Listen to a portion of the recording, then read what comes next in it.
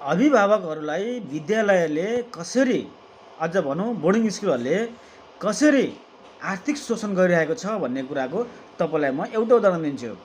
तपाईँले पहिलोपल्ट जुन विद्यालयमा लगेर आफ्नो नानी बाबुहरूलाई एडमिसन गराउनु भयो नि, फेरि अर्को पटक त्यही बच्चाको त्यही स्कुलमा फेरि एडमिसन गराउनुपर्छ भने नि त्यो आर्थिक शोषण हो।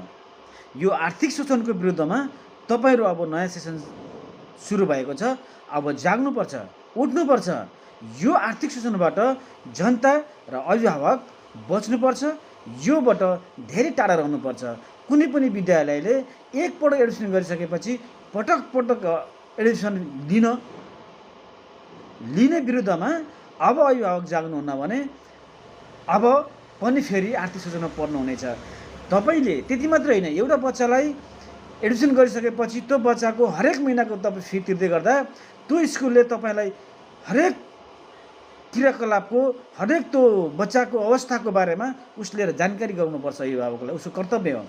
परीक्षा लिएर हुन्छ कि के गरेर हुन्छ कि तपाईँले स्कुलको नियम पुरा गरिसकेपछि त्यो स्कुलले पनि तपाईँलाई नतिजा दिनुपर्छ। जस्तो कुन विषयमा कस्तो कमजोरी छ कि या राम्रो छ कि नराम्रो छ कि, स्कुल नियमित आइरहेको छ कि छैन कि, पठन पाठनको विषयमा कस्तो छ कि, बोलीचालीको विषय कस्तो छ, सङ्गत कस्तो छ, आनीबानी कस्तो छ, नुहाइ सरसफाइको बारेमा कस्तो छ, साथीहरूसँगको बोलीचालीमा कस्तो छ, व्यवहार कस्तो छ, होइन, अक्षर ह्यान्डराइटिङहरू कस्तो छ, कुन विषयमा उसको कमजोरी देखिरहेको छ, त्यसलाई कसरी अगाडि बढाउने भन्ने विषयमा आफ्नो अभिभावकहरूसँग परामर्श गर्दैन, उसले रिजल्ट दिँदैन भने त्यो पनि शोषणभित्र पर्छ।